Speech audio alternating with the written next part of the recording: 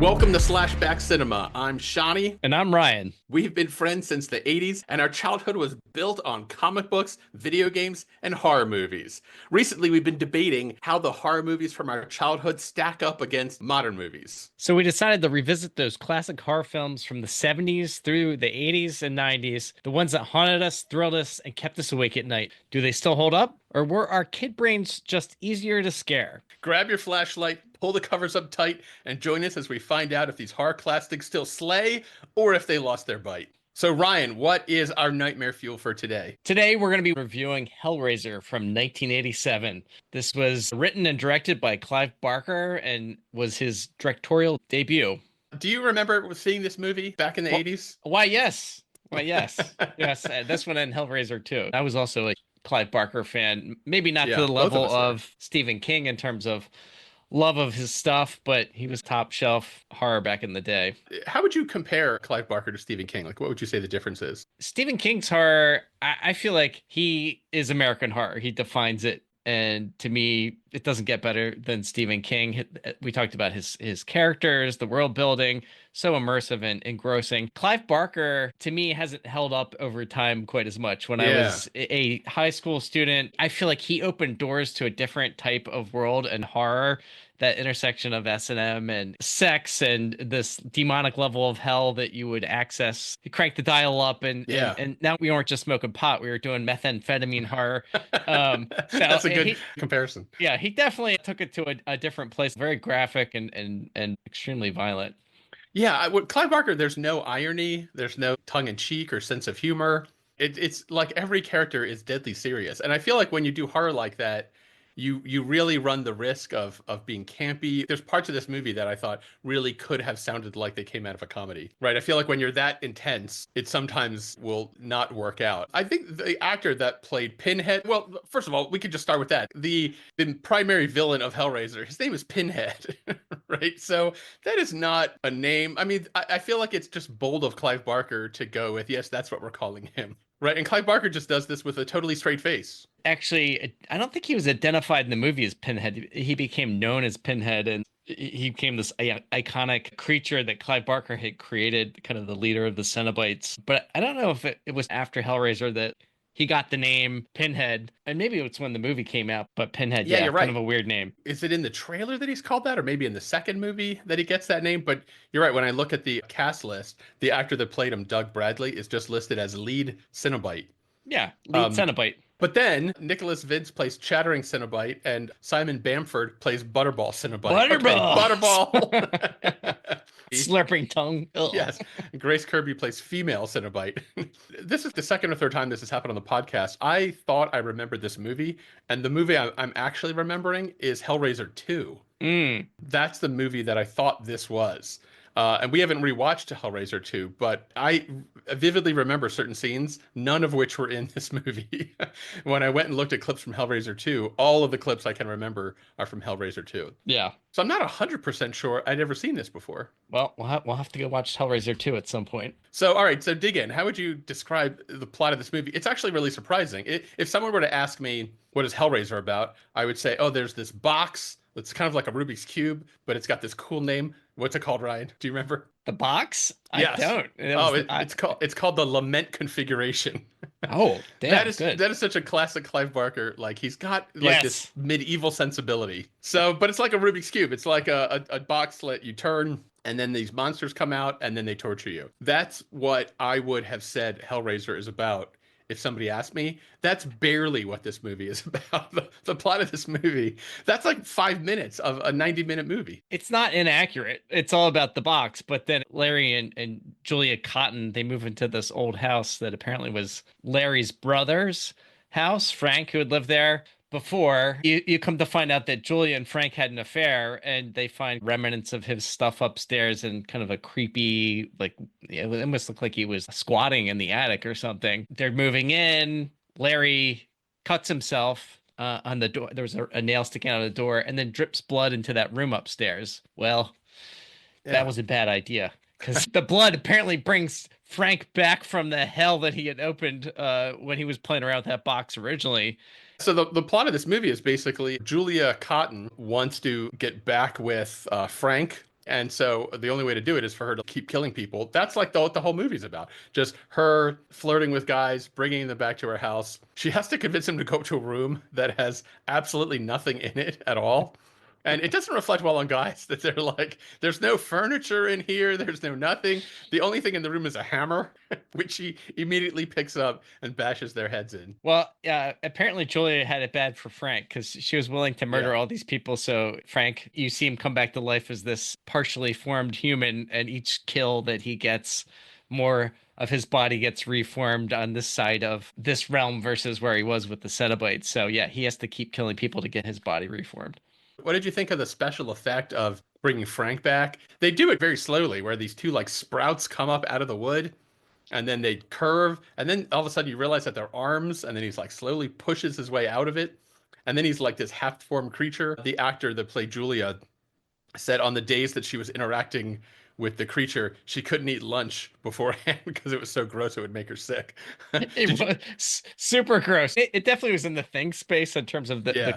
the creature and practical effects there. Just really gross but inventive. That scene really stuck out to me. And then obviously the cenobites and how iconic those are. Very unique, distinctive. When I think about Hellraiser, what Barker brought to the table, the cenobites were that was new territory that he unearthed and brought to life in a way that anyone who saw this movie as a kid. I mean, I remember walking around after seeing the movie.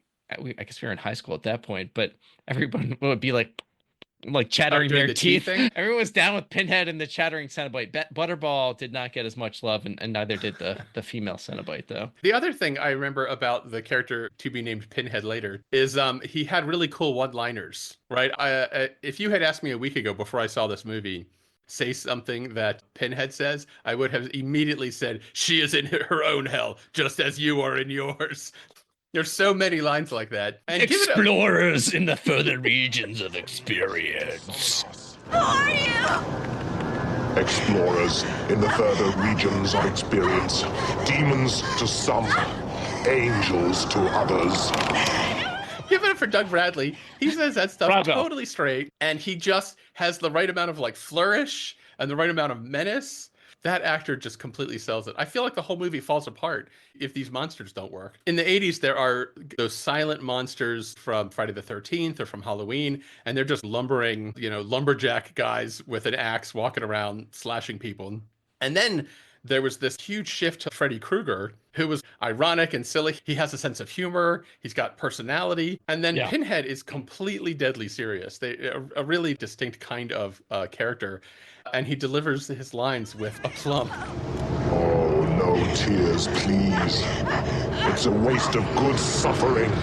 What did you think Yeah. of those costumes? Did you really feel like you understood the S&M level of inspiration of those characters?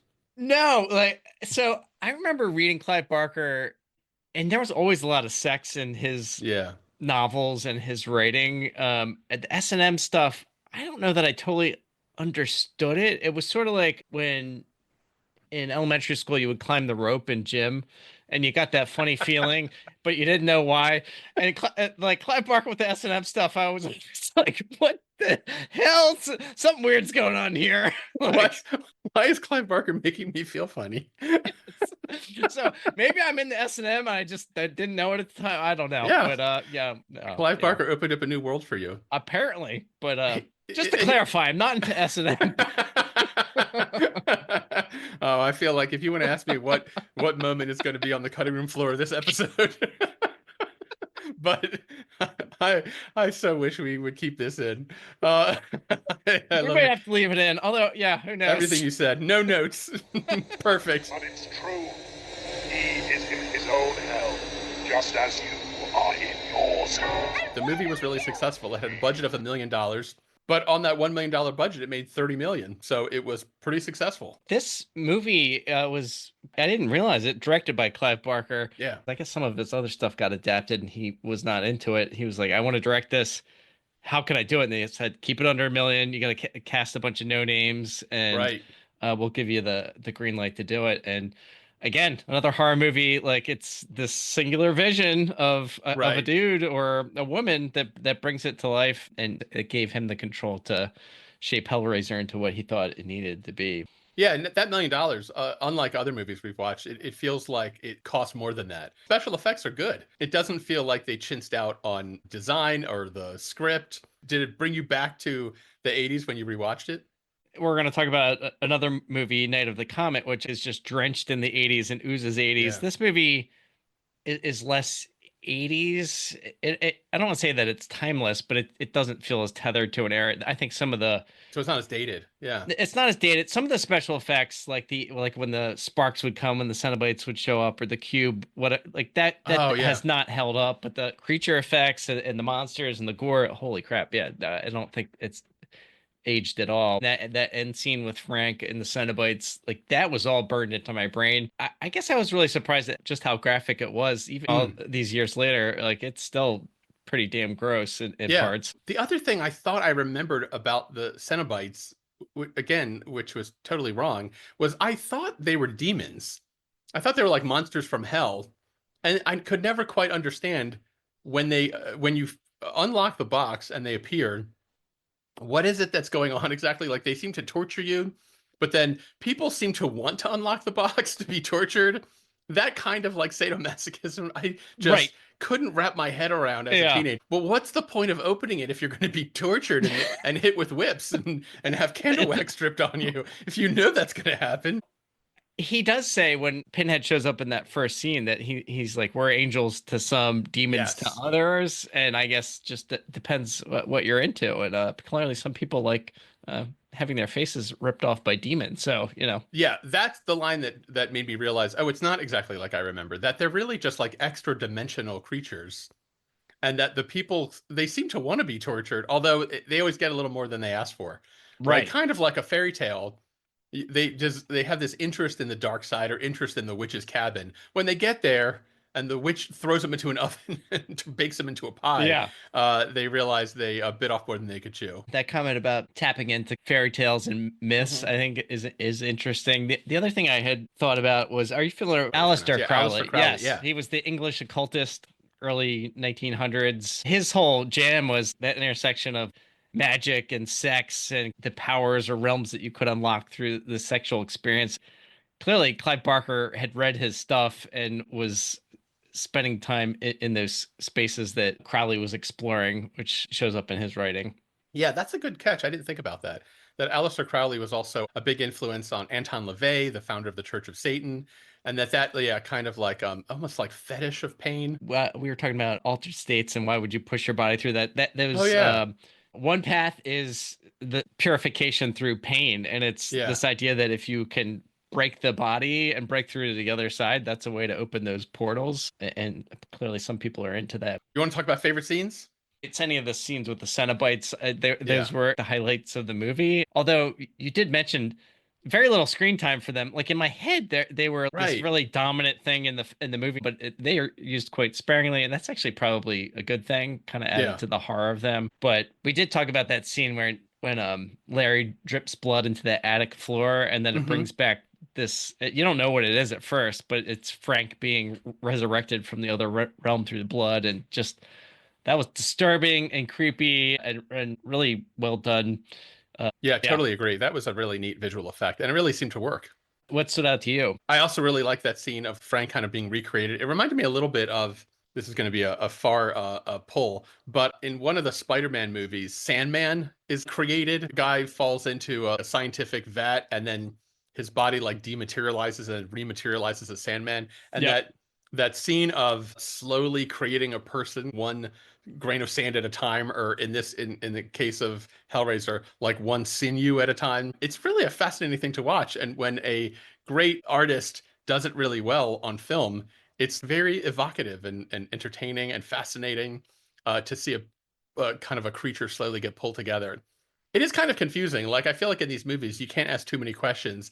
When he first comes back, Frank, he's not even half formed. He's like 25% of a person. He's got like a rib cage, but no lungs, no heart, no internal organs. You just see like this creature with a rib cage. How is he talking? Like what exactly? Like, Is he don't look at alive? Is me. he a Yeah, right. demon? Yeah.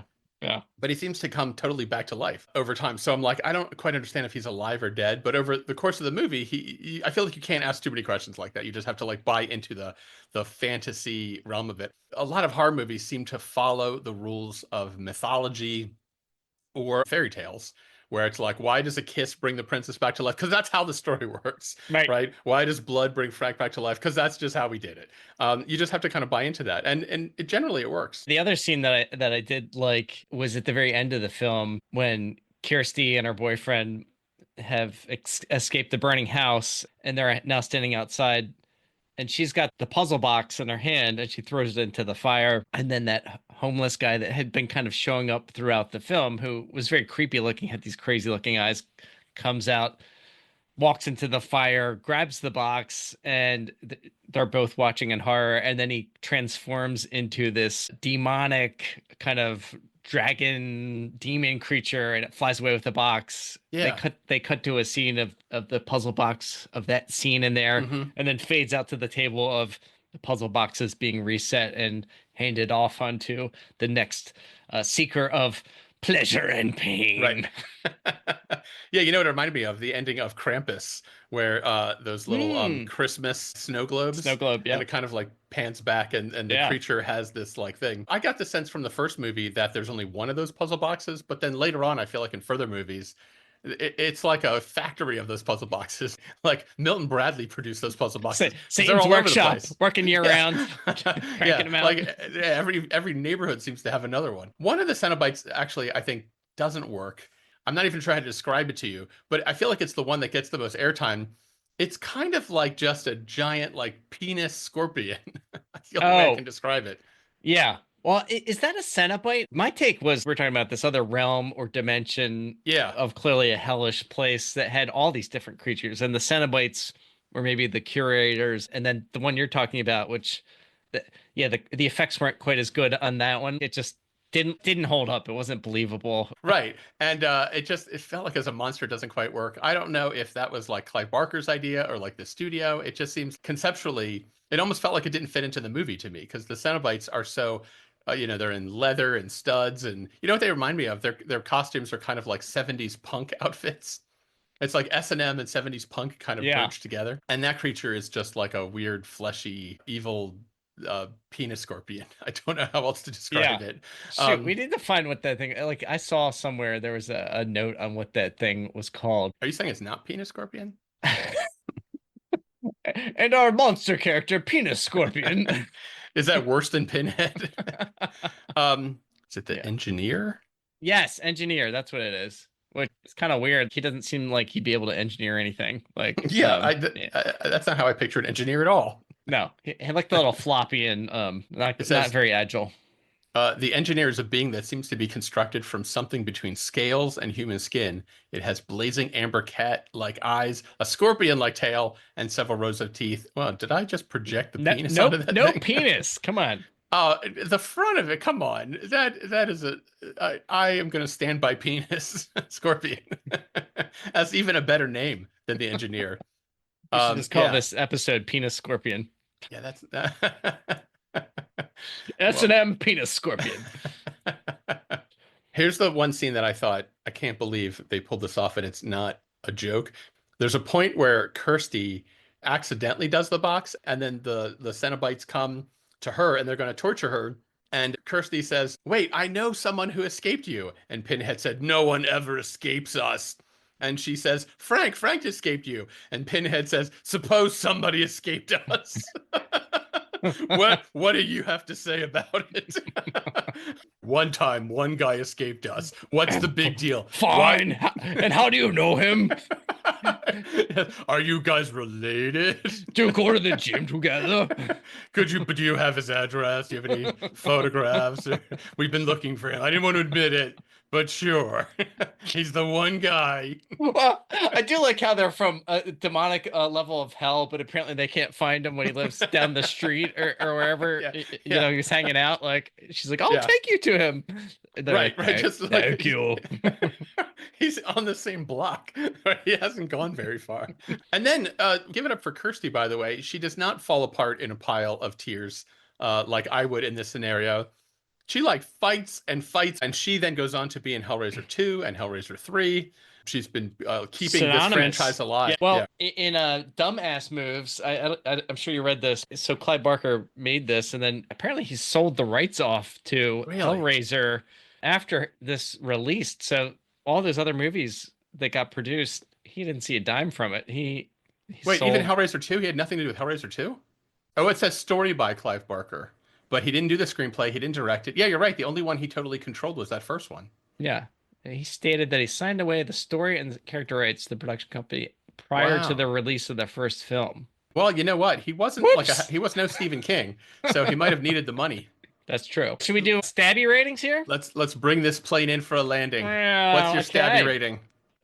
This one definitely stands out over the years. When you think of horror and Hellraiser, they're sort of synonymous. Clive Barker, iconic. Overall, I think a lot of the effects stood up. Where the movie didn't engage me as much, and maybe it's because there is no humor, there is no light. It is such a bleak film, sort of this smaller story and focus around perversity and the hells that people will open up pursuing these things that maybe they shouldn't get into. I didn't really care about the characters as much in this movie. I got to bring it into 3.5 stabs.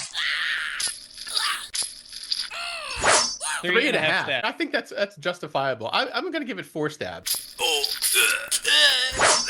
One of the themes of this podcast I've noticed is I'm charmed by a movie that doesn't have a big budget but can do a lot. And this movie definitely looks like it was more than $1 million. The cenobites don't overplay their welcome. The plot of the movie actually turns out to be kind of an interesting idea. I'd never read the novella that this is based on, but I could see that being a really interesting kind of character exploration of this woman's fatal attraction to Frank and her desire to be with him despite the fact that he's a psychopath.